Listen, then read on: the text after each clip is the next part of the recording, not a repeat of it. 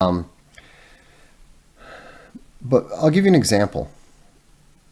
When we uh, were engaged in the Indiegogo process,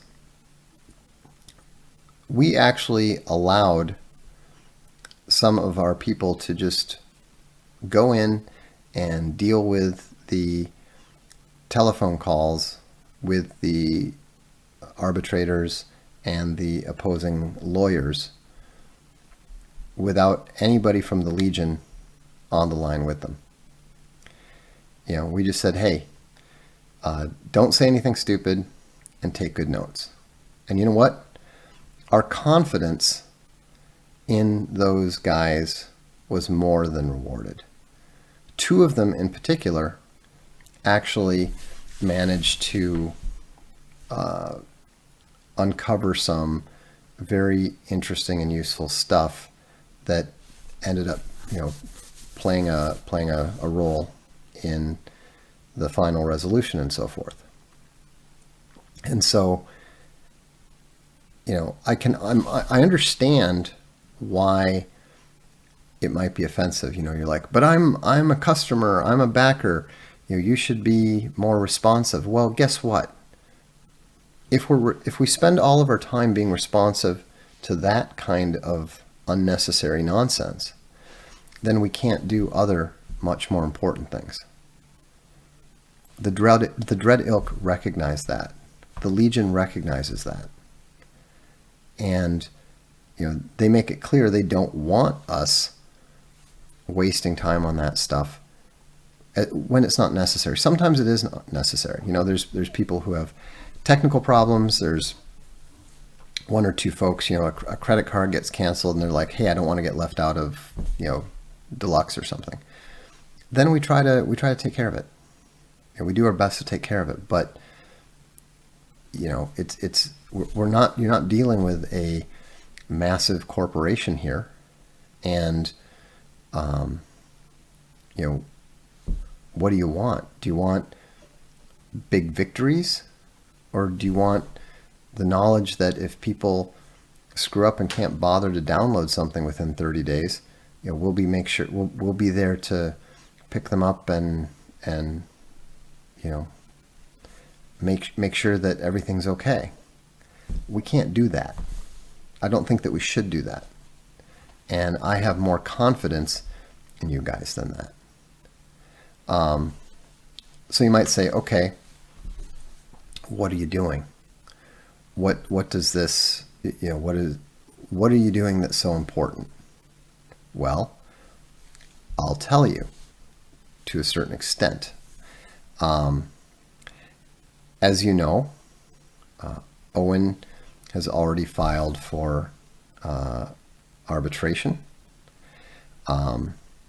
And what I can tell you now is that a significant number of his backers have now done the same. And what I can tell you is that there are also two other separate, unrelated arbitrations that have nothing to do with Owen or his backers that have also been launched.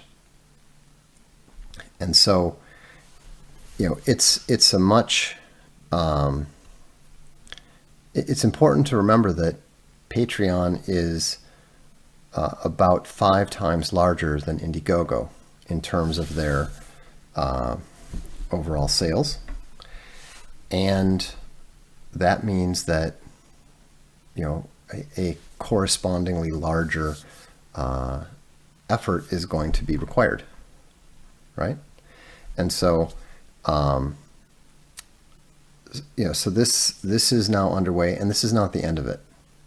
One of the most interesting things is the way that their modification of the terms is a very clear violation of the California Deceptive Practices Law, which expands the total pool of potential plaintiffs/claimants from around maybe 10,000 to, probably over 1 million.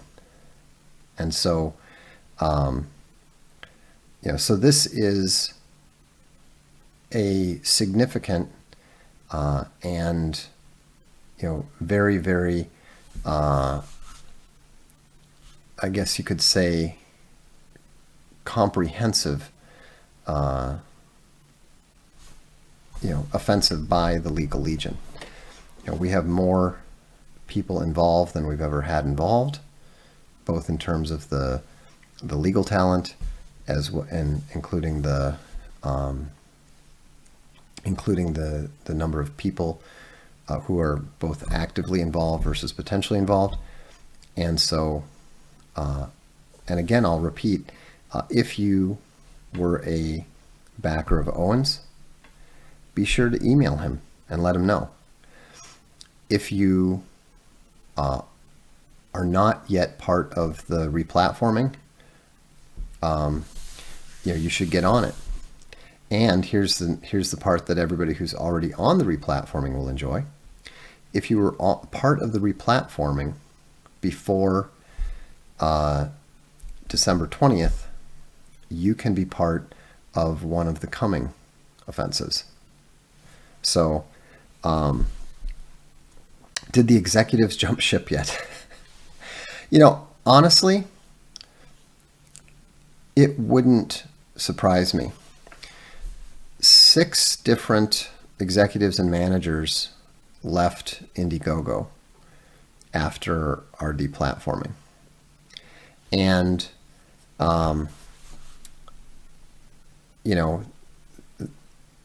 I don't think that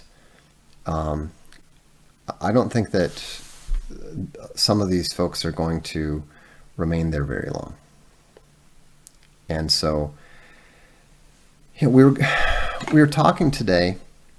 One of our not problems. It's not a problem. I actually see it as a bit of a strength. But being a game designer, we game these things out. I mean, we go through every single possibility that we can come up with. We go through every possible scenario, every possible motivation, every possible idea that any of us can come up with. And what we have a tendency to do is to significantly, really significantly overestimate what their plans are. And it's kind of funny because we'd been, dealing with this stuff, addressing this stuff, figuring out all the various counterattacks and so forth. And what cracked me up was I suddenly, we were having trouble figuring out what they could possibly, be trying to do, considering that every avenue that you took came up with, significant problems.